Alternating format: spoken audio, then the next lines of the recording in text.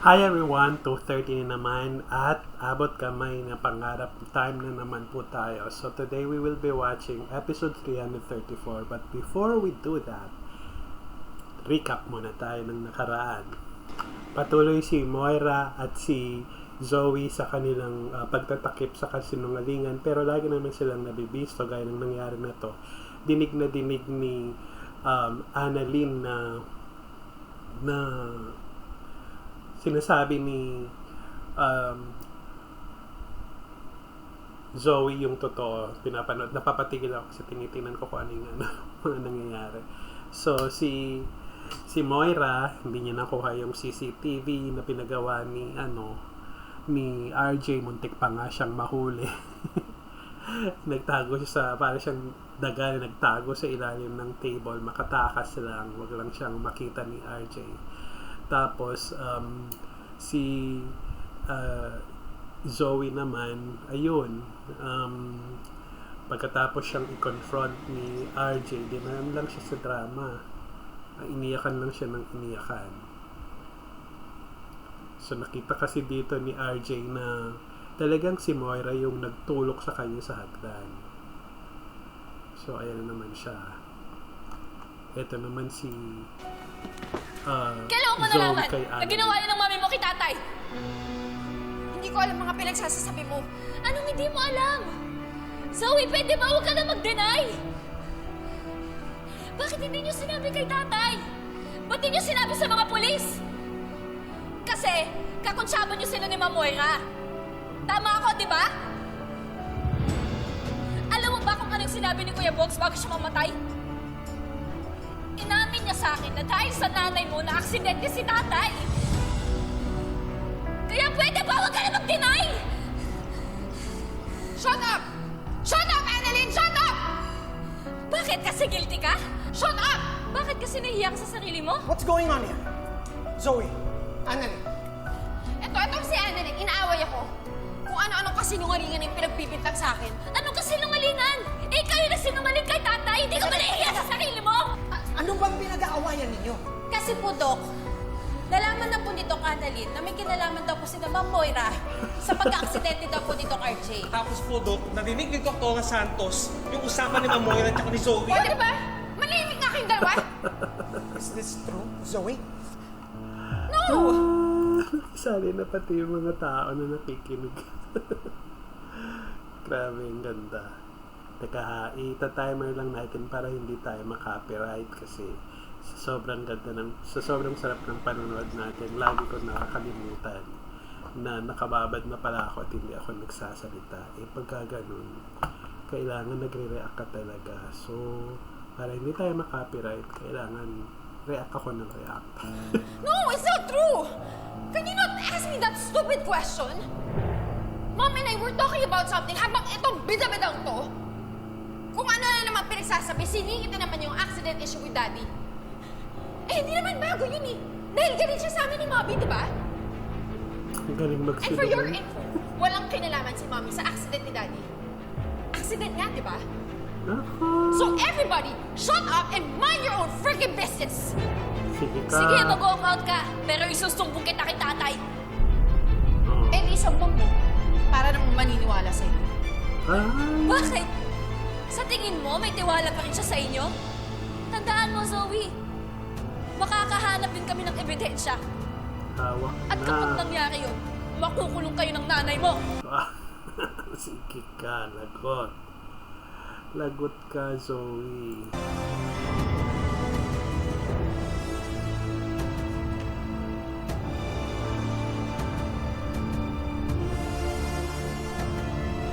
Oh,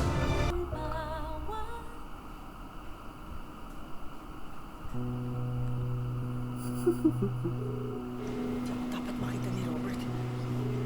Melissa, sumagot ka na.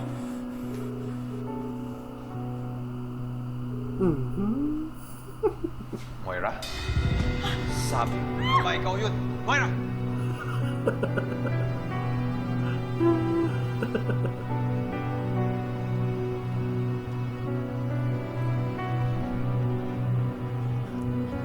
Excuse me po. Padaan po. Excuse me. Ano nangyayari sa akin? Ang gagawin ko?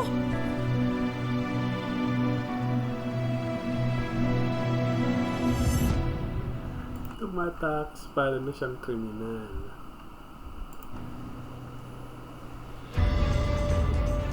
Baka naman si Robert tumakbo.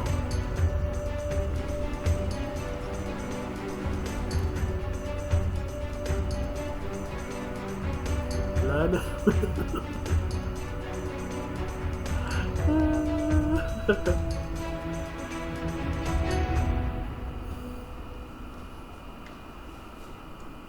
Rosa, sarap ng niluto mong pagkain ah. Siyempre naman, Ito na naman. Dok. First meet up to ng fiancé tsaka ng best friend, no? Ay, alam mo ba, Dok? Ako talaga ang maid of honor nyo at may ready na akong speech kasi alam mo naman, kilala ko naman si Lynette. Alam ko lahat ang nangyari sa buhay niya. Pati yung story nila ni Doc RJ. Lalong-lalo na yung kwento nila ng dalawa ni Moirang Buha na yan. Pasensya ka na. So, change topic. Next na. Sige na. Lynette, may nakausap na ako may-ari ng isang private island. Pwede tayong mag-beach wedding. Lynette, di ba ang gusto mo simbahan? Pwede rin. Pwede rin tayong mag-garden wedding. Maraya maganda dyan sa may Tagaytay o Batangas. Ay, tingnan mo na. Kailan nga pala Parang hindi na excited si si Lynette. Preoccupied na siya ng mga nangyayaring habulan kay Moira at si Zoe. kayo magpapakasal? May date na ba? Wala pa. Sa December? December? Naku, Lynette, sa December na pala ang kasal mo.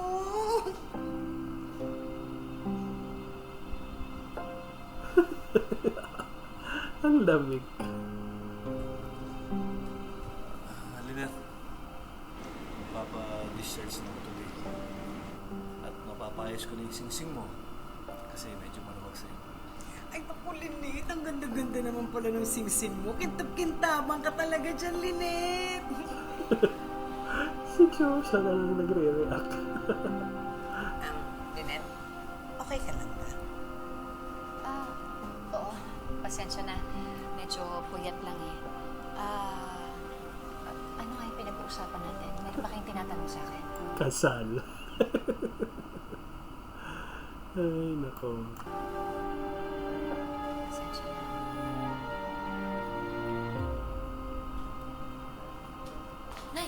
Nay, Doc! Anak. Nay, narinig ko po si Zoe. Kausap niyo po si Ma'am Moira. Si Ma'am Moira po yung dahilan kung bakit po nahulog sa fire exit si tatay. Ano?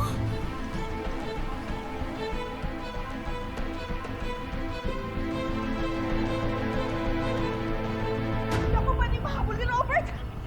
Saan na ba yung susing yun?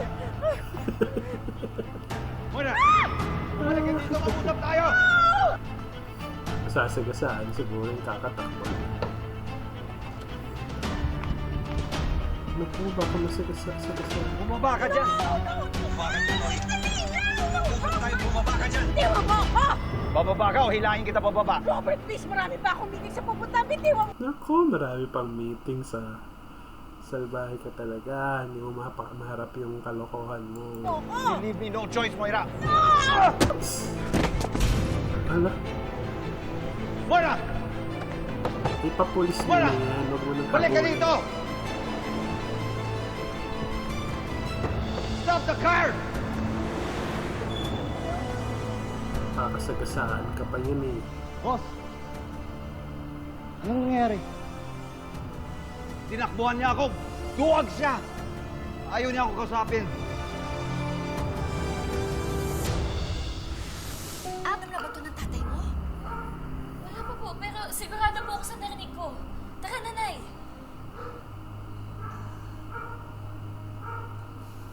Anak, siguro kung mas mabuti kung huwag na lang tayo makialam. Po! Pero nay, tatay ko po yun. Hindi naman po pwedeng wala po akong pakialam. At saka di ba, ang tagal po natin hinahanap ng katotohanan. Ito na po yun, nay. Tara na po. Annalyn, baka magkagulo na kayo ni Zoe. Dok, Lagi ko naman pong iniiwasan na magkagulo po kami ni Zoe. Pero hindi po ngayon. Uunahin ko po yung tatay ko. Ganito na lang siguro ang gawin natin. Gusto mo samahan kita? Kasi marami pang gagawin ng nanay mo eh. At saka tutulungan naman si Doc Carlos na mag-discharge. Halika na, samahan na kita. Hindi na po, Nina. Ako na lang po mag-isa. Ayan, nagtampo. Pasensya na po kayo, Doc. Anak! Lynette, Nagtampo na siya. Ikaw kasi eh. Una mo si, Carlos. Gandang conflict na naman ito ah.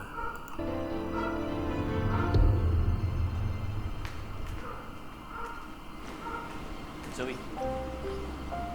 totoo ba yung narinig ko? Kamusta ka? Pwede ba, Doc Brad? Tigilan mo na nga ako. Doc, sa iba maghanap na update. Supply, kita na ka.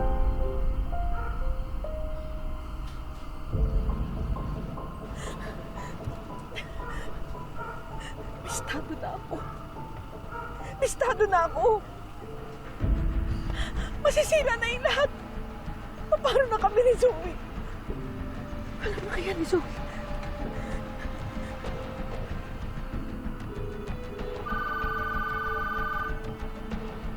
Hello, Ma'am?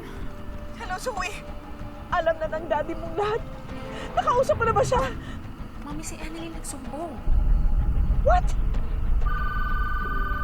Teka lang si Daddy tumatawag. Don't pick up. Ano yung sinasabi mo nagsumbong na si Annalyn? Ala, naunahan siya. Narinig niya yung convo natin. Lumakas tuloy yung kutob niya na ikaw yung tumuna kay Daddy sa hagdan. It doesn't matter anymore. Anong it doesn't matter? Kasi napanood na ng daddy mo ang laman ng CCTV footage ng punyetang hard drive na yan. Alam na niya lahat ang ginawa ko sa kanya. Delay pa, Zoe. Oh my God, Mommy! Oh my God, anong gagawin natin? Hindi ko alam. Tinakasan ko lang siya ngayon. Akala ko papatayin niya ako sa galit niya. Mommy, bakit ka tumakas? Sana kinausap mo na lang siya. Sana nag-invento ka na lang ng excuse. Hindi na uubra yun. May ebidensya na siya eh. Mommy, subukan mo na lang. Baka maayos pa natin to. Mag-sorry ka, magmakaawa ka. Lahat gawin mo, please. Please, Mommy, kung kailangan mo umiyak ng dugo, gawin mo. Ay, akinanda ko yung nanay niya. Grabe ito mag-ina ito. Zoe, hindi na uubra yung drama natin sa daddy mo. Kailangan umubra, Mami. Dahil kung hindi mabibisto niya tayo, malalaman niya lahat ng sikreto natin. Please, Mami. Please, huwag ka sumuko. Gagawin ko lahat. Tutulungan kita. Anong kailangan mo? Zoe, kung gusto mo kong tulungan, itiko mo yung bibig mo, ha? Kahit na anong tanungin sa'yo ng daddy mo, huwag kang magsasalita. Ala ka, sige ka. O sige na, kailangan ko mag-isip. Hello? Mom! Mom! Patay. Hindi na alam ang gagawin. Oh, nandito ka. Ano ginagawa mo dito? Nadala mo ko si Annalyn. Ba't ka nandito? Wala ka bang pasok? Wala. Inaantay ko si Annalyn eh. Annalyn! Wala, Dok. dahil mo kayong dalawa dyan. Annalyn, saan ka punta? Kain tayo, Dok. Libre ko. Sige, salamat next time na lang. Mamamili ako eh. Dok Annalyn, may problema ba? Kukulit nyo ah. Hayaan nyo na siya. Annalyn! Annalyn! Pasensya na kayo ha. Baka pwede mo nang mahanap ko saglit si Annalyn ha. Sige po, Aling Diyosa. Salamat. No! Ikaw naman, huwag ka naman magtampo na sa nanay mo.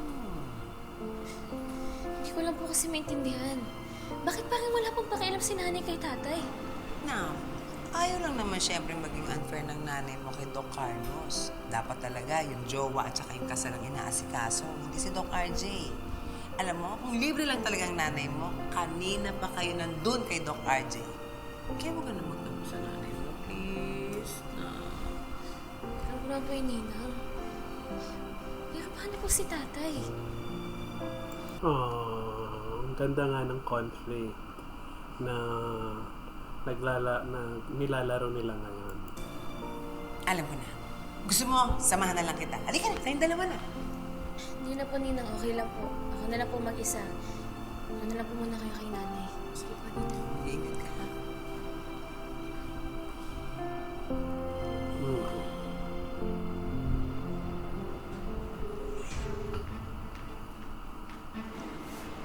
Zoe, nasaan ang mami mo?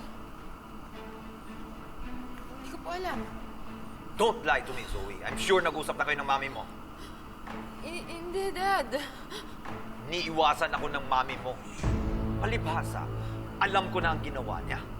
Siya ang dahilan kung bakit ako nahulog sa hagdan. Ginawa niya yon? Come on, Zoe. Don't act like you don't know anything. The hard drive was in your room. Alam mo ang tungkol sa aksidente. Kaya mo nga Hindi na iba talaga. dinilit yung contents, di ba? Dad, hindi ko alam ang sinasabi mo. Zoe, stop lying. Pistado ko na kayo. Dad, please let me explain. Please. Zoe, pwede ba? Huwag ka na nga magdrama dyan. Walang mangyayari sa pag-iyak-iyak mong yan. Ikaw na naman. Anong ginagawa mo dito? Andito ako kasi sasabihin ko kay tatay yung totoo. Sasabihin ko sa kanya na narinig ko kayo nag-uusap ni Ma'am Moira at si Ma'am Moira yung dahilan kung ba't siya nahulog sa hagdan. That's exactly what I wanted to hear. Ano, Zoe? Tatanggi ka pa? Sisinungaling pa rin yan. Nuno ng sinungaling. Annalyn, bakit mo ba ako sinisiraan kay Daddy? Paano mo solo mo siya? Panikol yan, ha? Ha? Umalis ka nga dito! Umalis ka Uy, naman, anak! tama na! Anak, sa labas! Tama na! Tama na! Tumigil ka na! Dad, please! Please! How can you stand by your words, Zoe? Kahit huling-huli ka na. Hindi ko alam kung paano mo ako nagawang lokohin sa harapan ko. Kung paano mo nagawang protektahan ang mami mo kahit na mali yung ginagawa niya. Ano? Kasabwat ka ba niya sa lahat na to? Dad, hindi. Promise, hindi. Am I not important to you? Dad, you're important to me. You're important to me and I love you. Parang hindi mo ako ama. Sige, go ahead. Help your mother. Pero sabihin mo sa kanya, sa pag-iwas niya sa akin, lalong pinapalaki niya yung kasalanan niya. Tell her to hide. Patay kayo.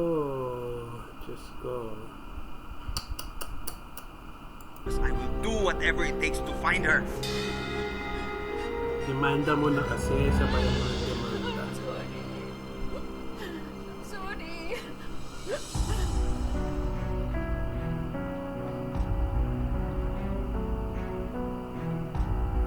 Makapatawarin na naman ito. Thank you for telling me this, ano. Sige na, umuwi ka na. Ako nang bahala makipag-usap kay Zoe.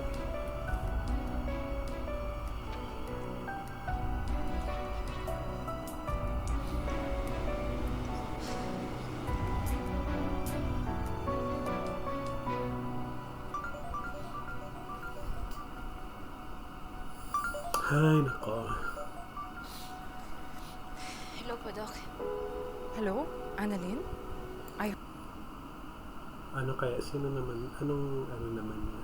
Anong concern ni Doc? I heard what happened at Apex. Are you okay? Paano niyo po nalaman? Nakausap ko si Nurse Evan tsaka si Nurse Karen. Are you okay? Ang dami nga po nangyari ngayong araw eh. Nakaka-stress po. Siguro, papahinga lang po muna ako somewhere. Papagpag lang po muna ako. Annalyn, I'm here in El Viva del Cala Hotel. Tapos na yung meeting ko. Baka kailangan mo ng kausap. You can come here. Intayin kita dito.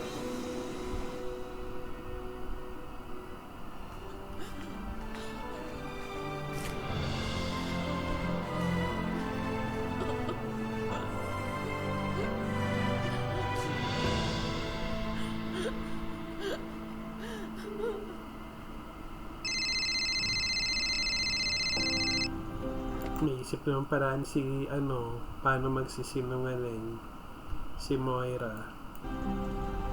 Ano na naman? Hello, Mom! Mom! Nagkaharap kami ni Daddy. Sumbong. Mami, galit na galit siya. Ano gagawin ko? Hindi ko alam. Kailangan ko lang mag-isip muna. Aba, nasa ka ba? Pupuntahan kita. Papunta na ako doon sa go-to hotel ko.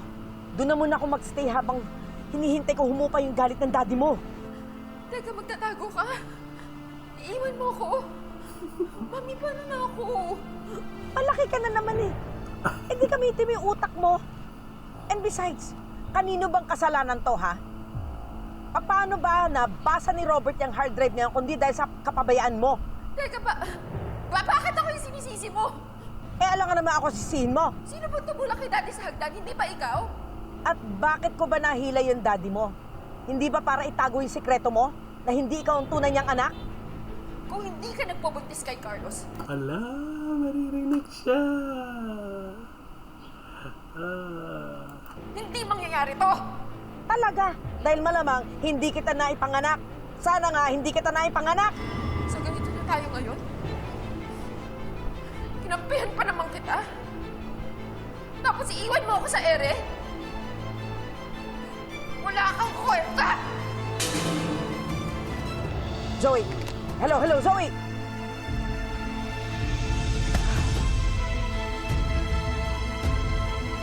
At magkaaway na sila. Bigat-bigat lang po kasi. Siyempre, iniisip ko po si tatay pero hindi ko po maiwasang isipin po si Zoe. Kapatid mo kasi siya. Hindi nga kasi, hindi niya kapatid. Kaya kahit ilang beses kayo mag-away, alam ko, mahal mo siya. Pero nakakainis lang po kasi talaga. Nakaka-frustrate po na alam naman ni Zoe na mali yung ginagawa ng nanay niya pero pinagtatanggol niya pa rin. Maybe, she's afraid of Ninang. Kung totoo nga, Ay, nako. na kaya ni Ninang hilahin sa hagdan si Doc RJ. That means she's capable of anything. Kaya sana nga po, mahanap na po ni tatay si Ma'am Moira. She can't hide forever, Annalyn. Makikita at makikita rin siya. Oh, kumain ka na ba? You want to order something? Maganda itimanda naman. Excuse me. Room for white at the head, please. Si Ninang!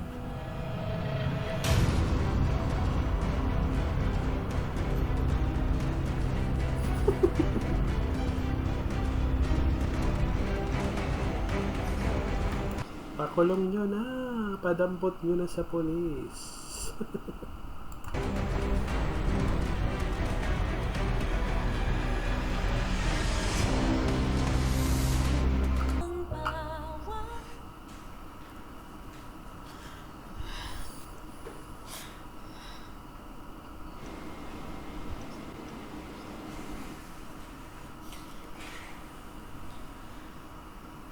Zoe, pwede ba tayo mag-usap?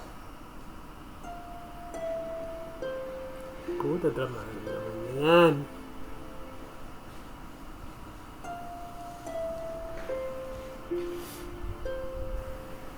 I'm sorry about kanina. Mahal kita, anak. Kaya susubukan kitang intindihin. But please, just be honest with me. Did you know about all this?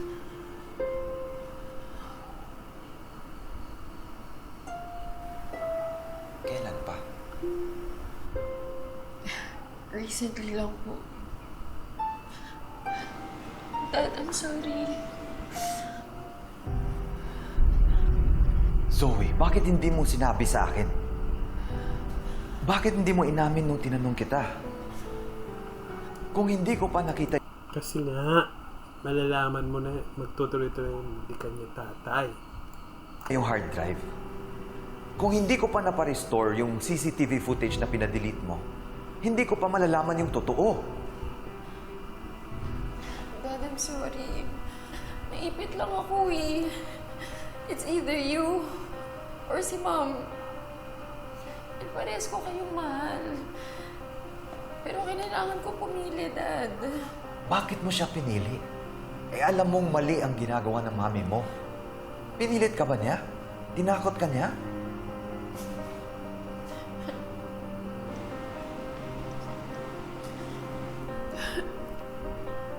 Anak, I'm sorry nangyayari to sa'yo.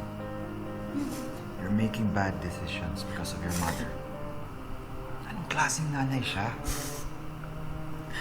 Dad, please huwag ka magalit kay Mami, please. Ayan na naman.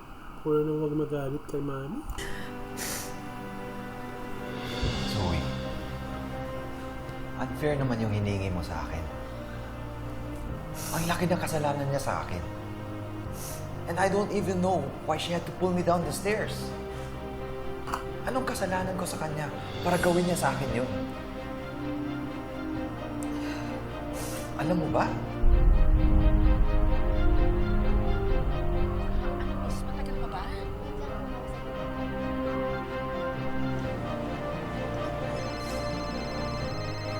Naku, ayan naman. Sasabihin na naman niya maririnig ni Zoe. Hello, Annalyn? Hello, Tay. Tay, alam ko na po kung nasan si Ma'am Moira. Nandito po siya sa Enviva del Cala Hotel.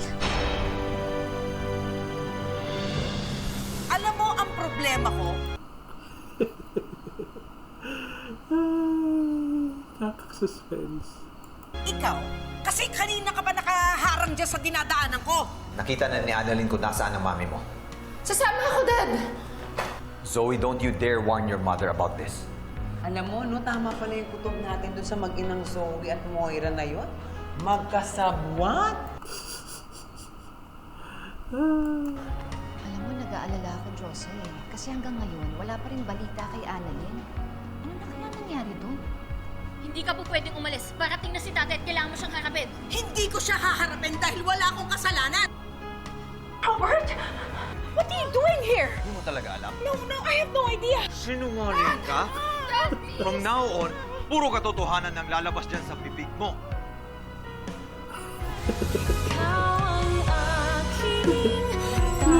Kinapit sa buso. Well, it's an exciting episode. Huling-huli na. At tingnan natin kung paano naman to lalampasin ni Moira. I'm sure yung sungay niya patuloy pa rin. Iniwan niya yung anak niya.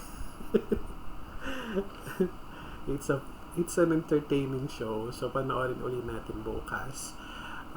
Again, thank you sa mga, well, hindi naman mga, sa 2 bagong subscribers ko since the other day. At sana madagdagan pa para umabot na tayo sa 100. Thank you for watching, and please subscribe or recommend our channel to your friends for subscription. It's called Pan-North TV. Hindi pa South, hindi pa West, hindi pa East. Pan-North TV. Bye!